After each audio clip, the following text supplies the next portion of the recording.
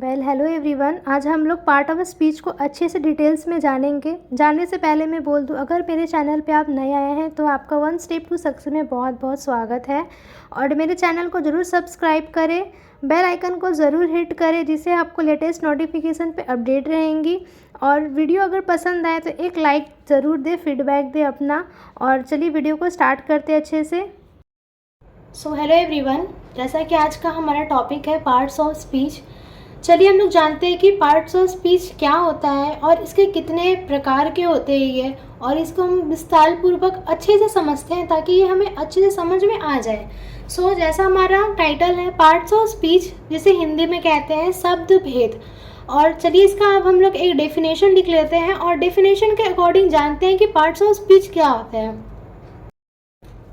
हमारा डेफिनेशन है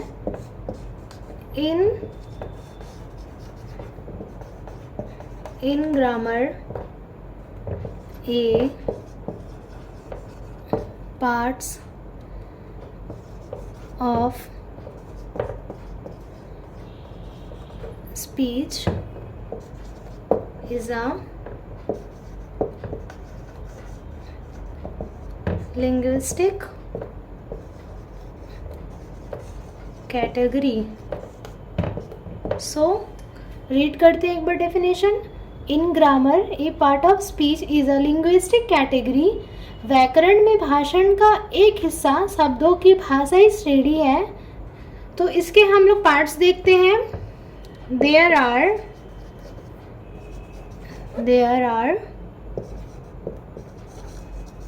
8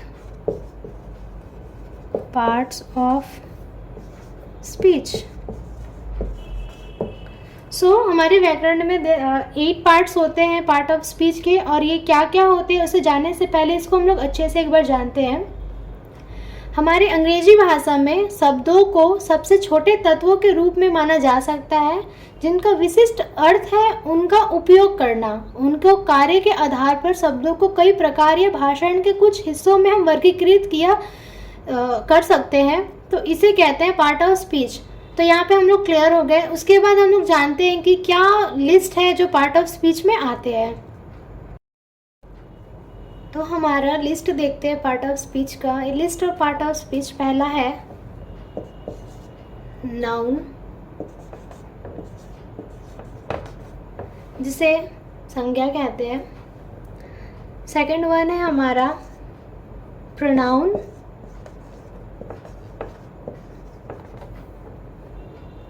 थर्ड है वर्ब। फोर्थ है एडजेक्टिव।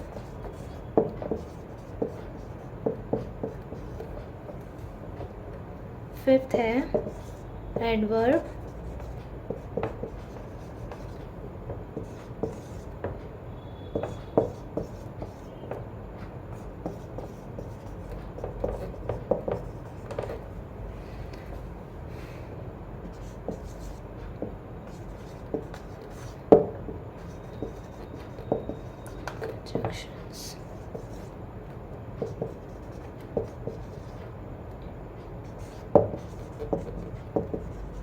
चलिए अब इसको हम लोग पढ़ते हैं। List of part of speech क्या क्या है। फर्स्ट में नाउन है, second pronoun, third verb, fourth हो जाएगा adjective, fifth adverb, sixth preposition जिसे आप आर्टिकल एंड पोजीशंस में जानते हैं, और सेवेंथ है कंजक्शंस, एट है इंटरजेक्शन। चलिए अब हम लोग इसको अच्छे से जानते हैं कि ये क्या होता है, और इसको हम हर पर्टिकुलर पार्ट ऑफ स्पीच का पर्टिकुलर सब्जेक्ट वाइज पढ़ेंगे कि क्या क्या होते हैं। असल इसको अच्छे से हम लोग जानते हैं आगे। तो हमारा फर्स्ट वन है नाउन। चलिए नाउन का डेफिनेशन देख लेते हैं। A noun is a word used to refer to people, animal, objects, substances, states, events, ideas and feelings. तो हम लोग इसको जानते हैं, एक संज्ञा एक क्रिया के विषय या वस्तु के रूप में कार्य करती है। जब एक संज्ञा होती है वो एक क्रिया के विषय जो जिसके द्वारा कार्य किया जा रहा है उसका एक जो विषय वस्तु होती है उसके रूप में ये कार्य करती है, जिसे हम संज्ञा कहते हैं। और इसे विशेषण द्वारा संशोधित किया जा सकता है। जिसके द्वारा यह कार्य किया जा रहा है उसके द्वारा हम संशोधित करते हैं या किया जा सकता है। तो उसके अंदर क्या क्या आता है, people, animal, objects, substances, states, events, ideas and feelings. Substances means अवस्थाएं, स्टेट्स मीन्स प्लेस में आता है ये, इवेंट्स, इवेंट्स में हो गया आपका जैसे कि आयोजन्स, आइडियाज मीन्स विचार एंड फीलिंग्स भावनाएं। चलिए इसका एग्जाम्पल देखते हैं हम।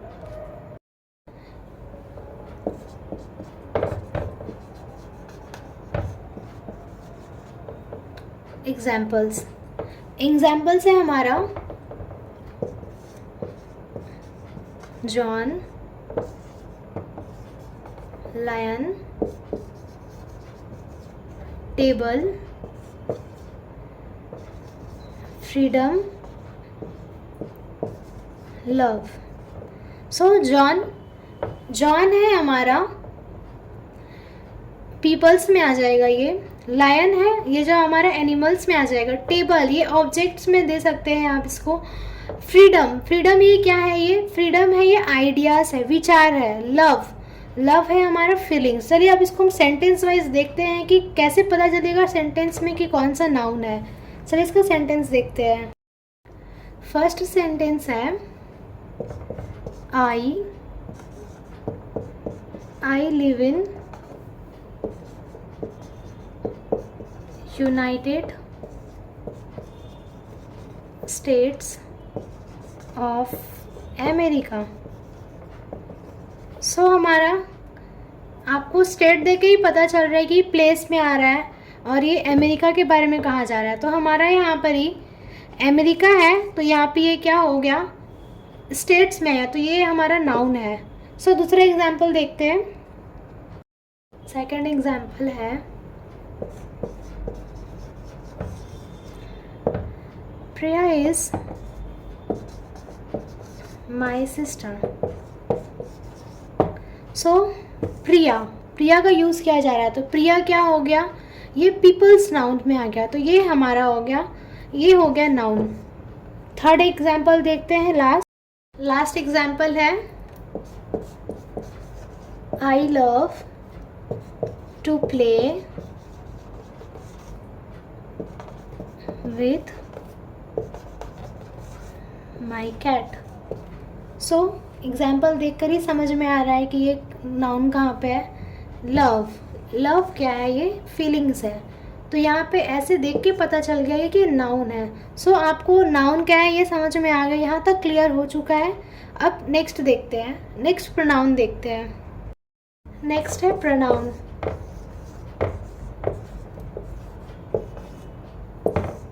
नेक्स्ट है हमारा प्रोनाउन। चलिए इसका डेफिनेशन देख लेते हैं।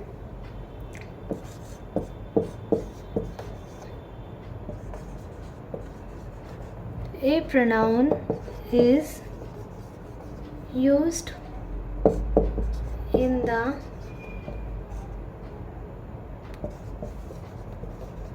place of a noun or phrase. सो हमारा डेफिनेशन है a pronoun is used in the place of a noun और फ्रेज। तो हमारा हिंदी में जानते हैं प्रोनाउन को सर्वनाम कहते हैं, तो इसका डेफिनेशन हो जाएगा सर्वनाम का प्रयोग संज्ञा या वाक्यांश या आप वाक्य बोल सकते हैं, वाक्यों के स्थान पर किया जाता है, जिसे हम प्रोनाउन कहते हैं। तो इसके एग्जाम्पल देखते हैं। इसे एग्जाम्पल क्या है, एग्जाम्पल है जैसे I, you, he, she, it.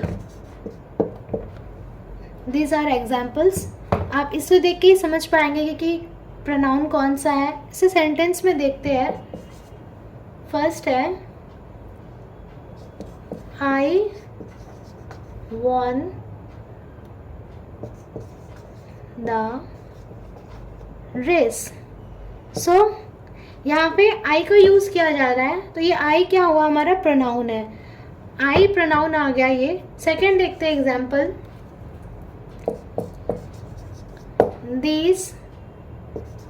This house belongs to us. So यहाँ पर ही अस हमारा प्रोनाउन हो गया, अस हमारा ऑब्जेक्ट प्रोनाउन है। थर्ड एग्जाम्पल देख लेते हैं। He gets up early every day. So third one है हमारा ही। जैसा कि हमारा एग्जाम्पल के वर्ड में ही पता चल रहा है, ही हमारा हो गया प्रोनाउन। तो यहाँ पे प्रोनाउन क्लियर है। चलिए अब नेक्स्ट देखते हैं। उसके बाद आता है verb.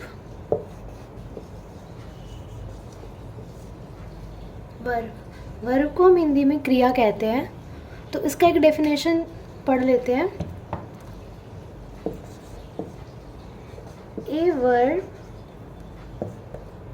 is used to show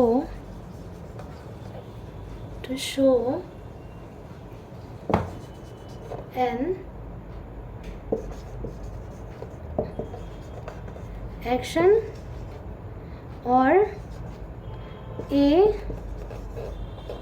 state of being। So definition पढ़ते हैं। A verb is use to show an actions or a state of being. सो किसी क्रिया या होने की अवस्था को दर्शाने के लिए क्रिया का प्रयोग किया जाता है। यहाँ पे क्रिया का प्रयोग किया जाता है किसी, ये जो एक्शन हो तो ये एक्शन को डिफाइन करता है, ये एक्शन को डिफाइन करता है जो ये वर्ब कहलाता है। तो ये क्या करता है, क्रिया की अवस्था को दर्शाता है, जिसे हम क्रिया कहते हैं। चलिए अब इसका हम एग्जाम्पल से समझते हैं कि सेंटेंस में क्रिया कैसे पता चलेगा और कौन सी क्रिया होती है। एग्जाम्पल देखते हैं।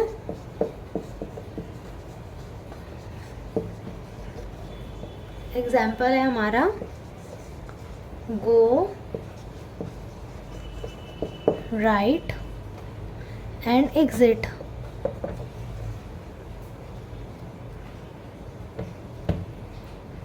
और भी बहुत कुछ होती है आगे में, एल्सेट्रा। गो, राइट, एग्जिट एंड एल्सेट्रा, और भी बहुत कुछ है। तो मैं एग्जाम्पल में समझते हैं।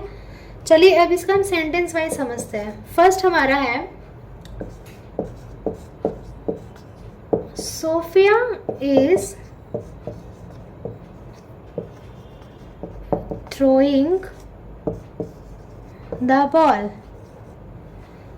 Sophia is throwing the ball. तो जैसा कि हमने कहा कि ये हमारा एक्शन पे डिपेंड है, ये एक्शन द्वारा पता चलता है कि ये वर्ब क्रिया है। तो क्रिया कार्य को कहते हैं जो थ्रोइंग, यहाँ पे हमारा वर्ब है थ्रोइंग। ये किसके द्वारा फेंका जा रहा है, सोफिया के द्वारा ये फेंका जा रहा है बॉल। सो तो हमारा वर्ब क्या हुआ, थ्रोइंग। सेकंड देखते हैं।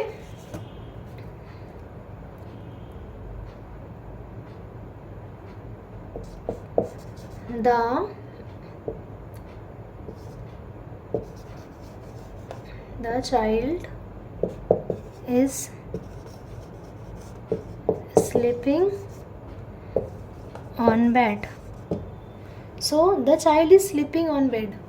तो यहाँ पे हमारा क्या है, यहाँ पे हमारा वर्ब क्या है, स्लीपिंग। यहाँ पे स्लीपिंग, चूँकि ये वर्ब क्रिया है, स्लीपिंग क्या है, ये क्रिया है, क्रिया के फॉर्म में आता है क्योंकि ये एक्शन ये किया जा रहा है, ये सोया जा रहा है। कौन सो रहा है, ये बच्चा सो रहा है। तो यहाँ पे हमारा स्लीपिंग वर्ब हो जाएगा। लास्ट देखते हैं। लास्ट है हमारा options, sorry examples.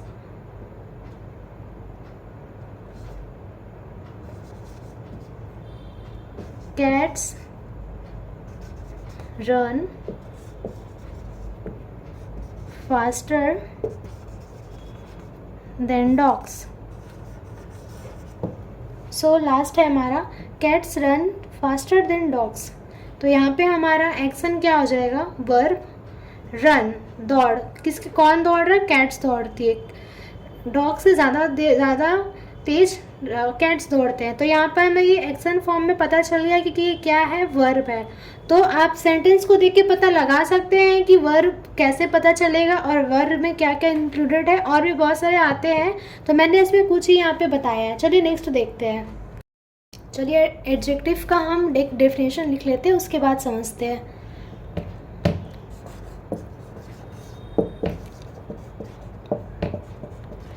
Adjective are used to describe or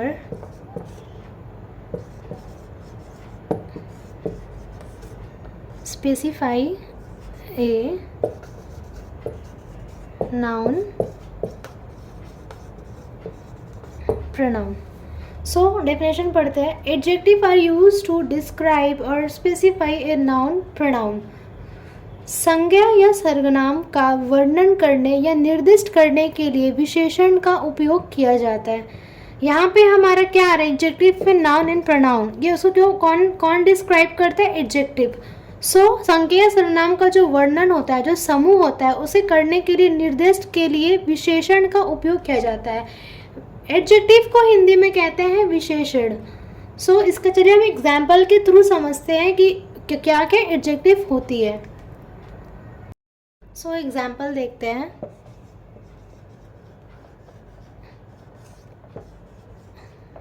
beautiful, nice and good etcetera, ये हमारा एडजेक्टिव है। Beautiful, nice and good. अब इसे हम सेंटेंस वाइज देखते हैं कि क्या क्या एडजेक्टिव होते हैं और इसमें पता कैसे चलेगा सेंटेंस पे कि हमारा एडजेक्टिव क्या है। फर्स्ट को है they live in a beautiful house. So यहाँ पे हमारा ब्यूटीफुल मिल जा रहा है जो एडजेक्टिव है। ये ब्यूटीफुल देख करके आप समझ जाइए कि एडजेक्टिव क्लॉज में आता है। तो हम नेक्स्ट एग्जाम्पल देखते हैं, पहले से क्लीन कर लेती हूँ। सेकंड है हमारा example, Ben is an adorable baby. Ben is an adorable baby. So यहाँ पे हमारा जैसे कि adjective beautiful, nice and sorry ये क्या है, गुड होना चाहिए यहाँ पे, गुड। सो ये गुड होना चाहिए यहाँ पे। तो यहाँ पे गुड, तो एडोरेबल भी क्या आता है, ये भी एडजेक्टिव फॉर्म में ही आता है। सो इसे देख के पता चल जाएगा कि ये एडजेक्टिव है। तो यहाँ पे थर्ड हमारा एग्जाम्पल है, Linda's hair is gorgeous. Linda's hair is gorgeous. तो ये भी पता चल जा रहा है कि गॉर्जियस देख कर ही आप पता चल जाएगा क्योंकि एडजेक्टिव फॉर्म में है। सो पार्ट ऑफ स्पीच बहुत ही ईजी है, अगर आप इसे ध्यान से समझिएगा, थोड़ा सा दिमाग लगाकर और इसे रखने की कोशिश करिएगा दिमाग में, ना कि ये अभी ख़त्म हुआ उसके बाद आप भूल जाइएगा। ये बहुत ही ईजी है, बस इसे समझने में और ध्यान में रखने की ज़रूरत है। चलिए अब इसके नेक्स्ट हम लोग देखते हैं एडवर्ब। इसके बाद आता है एडवर्ब। इसका एक डेफिनेशन लिखते हैं, जैसे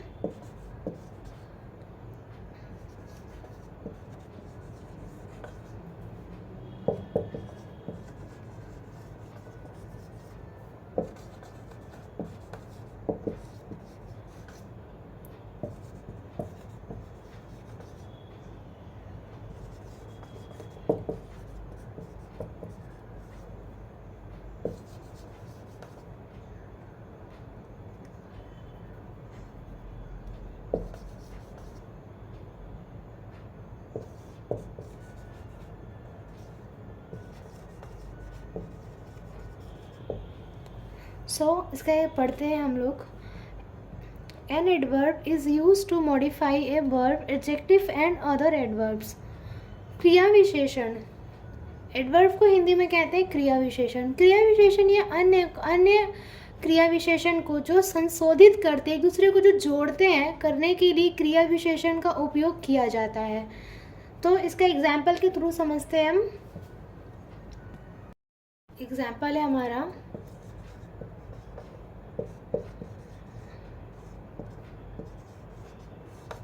completely, never, there, slowly,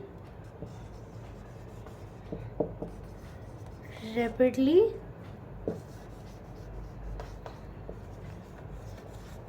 clumsily, ये हमारा clumsily है, etcetera.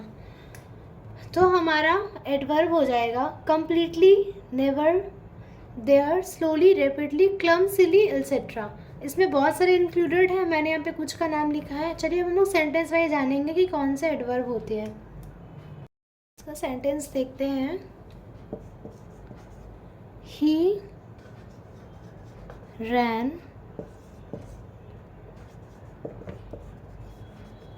quickly, he ran quickly। So जैसा कि मैंने बताया था, completely, never, there, slowly, rapidly, clumsily, उसमें ये slowly का जो हो जाएगा फास्ट, तो इसका ये क्या हो गया, क्विकली हमारा क्या हो गया, एडवर्ब हो गया, क्विकली हमारा एडवर्ब हो गया। नेक्स्ट देखते हैं, सी never tells A lie.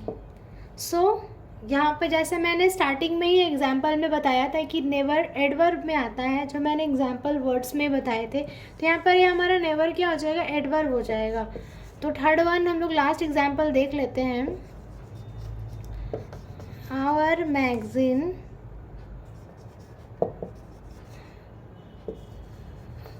Come daily.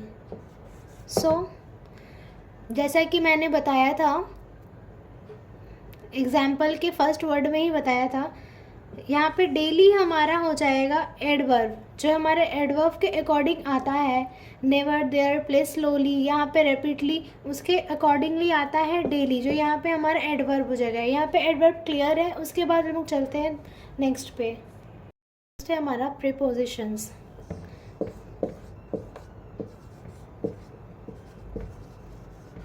Preposition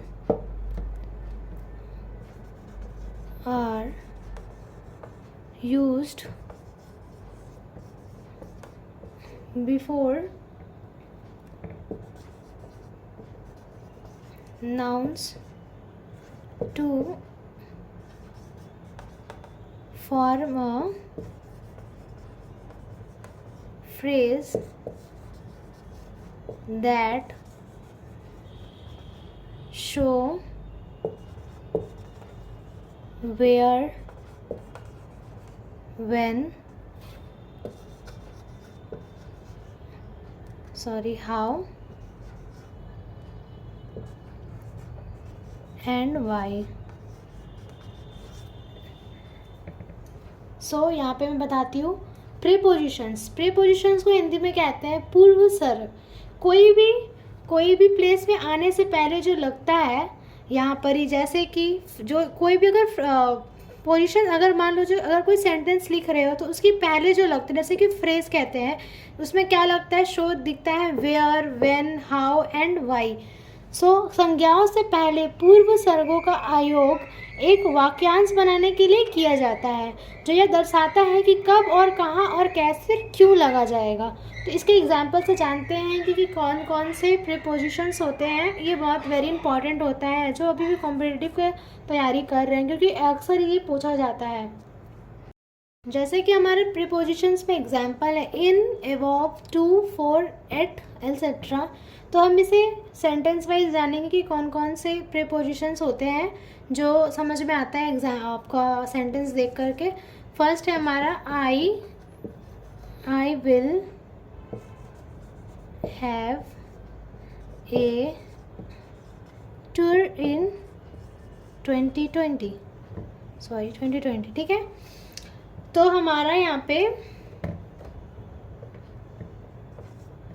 I will have a tour in 2020। सो यहाँ पर ही जैसे कि पता चलता है कि इन यहाँ पर ही आ रहा है। अगर मान लीजिए एक सेंटेंस दिया, यहाँ पे सिर्फ दिया है 2020, तो ये क्या हो गया, इन, यहाँ पे इन लग गया, तो ये प्रीपोजिशंस हो गया। चलो सेकंड देखते हैं। ही विल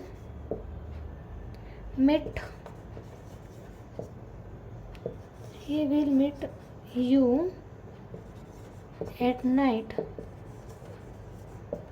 So यहाँ पे हमारा प्रीपोजिशंस क्या होगा, एट। देखिए यहाँ पे एट आ रहा है, तो ये एट हो गया हमारा प्रीपोजिशंस। जो ये एक क्या दिया है, ये एक ऑब्जेक्ट दिया है, सब्जेक्ट मान सकते हैं। तो इसके पहले क्या लग रहा है, एट लग रहा है, तो ये प्रीपोजिशंस हो गया। थर्ड देख लेते हैं,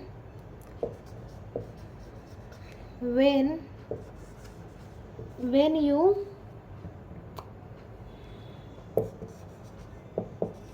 think about the job. So यहाँ पे हमें जैसे कि एवॉप दिया हुआ है, वैसे ही अबाउट हो गया। अबाउट क्या हो गया, प्रीपोजिशंस हो गया हमारा। सो यहाँ पे प्रीपोजिशंस क्लियर है। उसके बाद नेक्स्ट पे आते हैं। सो नेक्स्ट है हमारा कंजक्शंस। कंजक्शन में यहाँ पे डेफिनेशन नहीं लिखती हूँ मैं, यहाँ इसको अच्छे से समझा देती हूँ। एक डेफिनेशन पढ़ती हूँ। कंजक्शंस जॉइन क्लॉजेस और सेंटेंसेस और वर्ड्स। कंजक्शंस क्या करते हैं, क्लॉज या वाक्यों पर या शब्दों को एक साथ जोड़ता है, उसको कंबाइन करता है, तो वो क्या होता है, कंजक्शंस कहलाता है। यहाँ पे डायरेक्ट मैं एग्जाम्पल से स्टार्ट करती हूँ।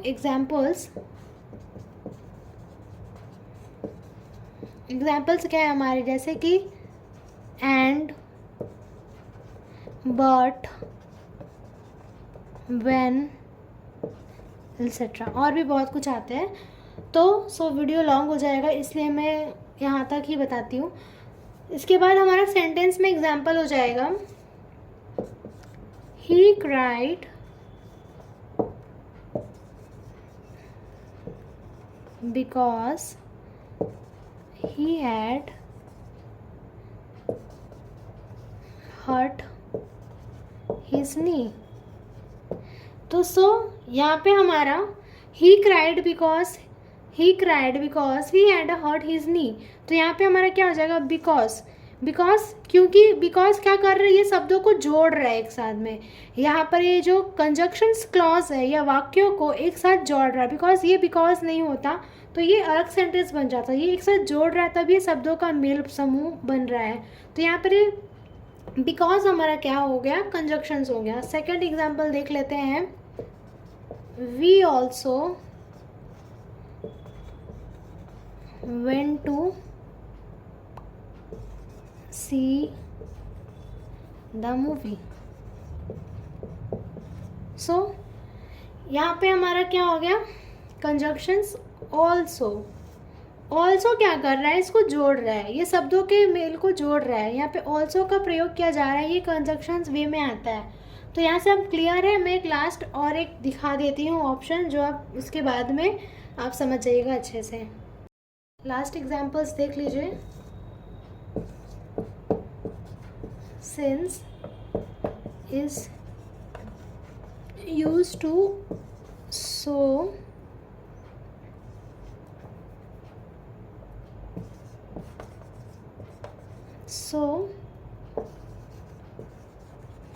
रिजल्ट। तो यहाँ पे हमारा since is used to show result. Since क्या कर रहे हैं, इन लोगों को जोड़ रहे हैं, तो ये कंजक्शंस के अकॉर्डिंग आ गया। यहाँ पे कंजक्शंस क्लियर है। चलिए हम लोग नेक्स्ट वन और लास्ट जान लेते हैं अच्छे से। चलिए हमारा लास्ट वन है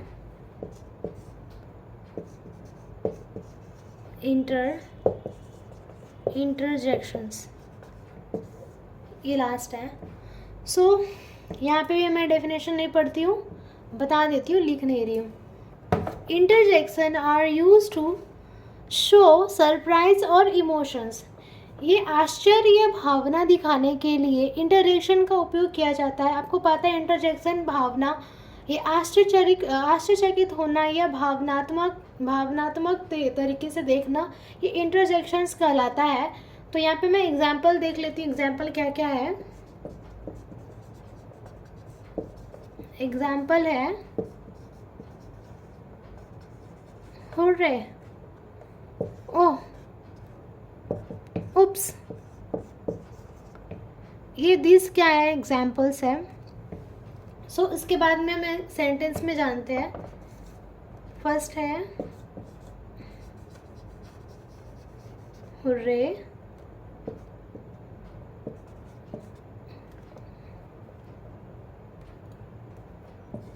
we have won the match. So यहाँ पे हमें देख के पता चल रहा है ये हुर्रे, हुर्रे क्या हुआ, इंटरजेक्शंस हुआ।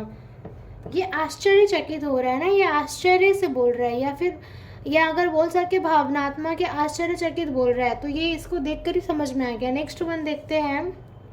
ओह, व्हाट्स अ सरप्राइज। यहाँ पे सरप्राइज को स्पेसिफाई कर रहा है, तो यहाँ पे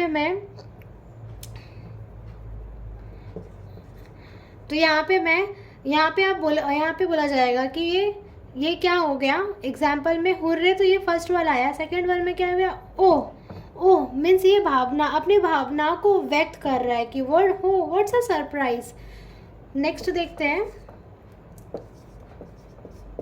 Oops, I am sorry, that was my mistake, that was my mistake। सो यहाँ पर जैसे पता चल रहा है उप्स, यहाँ पे मैंने बताया है, तो ये देख के आप समझ जाइए कि इंटरजेक्शन है। कुछ ऐसे एग्जाम्पल्स होते हैं जिसे आप याद रखिएगा, जिसे देख के आप समझ जाइएगा इंटरजेक्शंस क्या होता है। ये जिस पार्ट ऑफ स्पीच में जितने भी सारे सेंटेंसेस थे, जितने सारे टॉपिक्स, अगर उनको आप अच्छे से याद कर लीजिएगा तो डेफिनेटली मेक श्योर है कि आप अच्छे से समझ पाइएगा कि क्या क्या अकॉर्डिंगली आता है, और ये आप सेंटेंस देख के समझ पाइएगा कि कौन सा वर्ब होता है, कौन सा एडवर्ब होता है, कौन सा एडजेक्टिव होता है, तो आप समझ पाइएगा। और ये मेरा फर्स्ट या सेकंड वीडियो समझ लीजिए। बहुत सारी मिस्टेक्स भी हो सकती है, मैं मानती हूँ। अगर मेरा वीडियो पसंद आए तो प्लीज़ एक लाइक कर दे दीजिएगा, एंड मेरे चैनल को प्लीज़ सब्सक्राइब करिएगा और बेल आइकन को ज़रूर हिट करिएगा।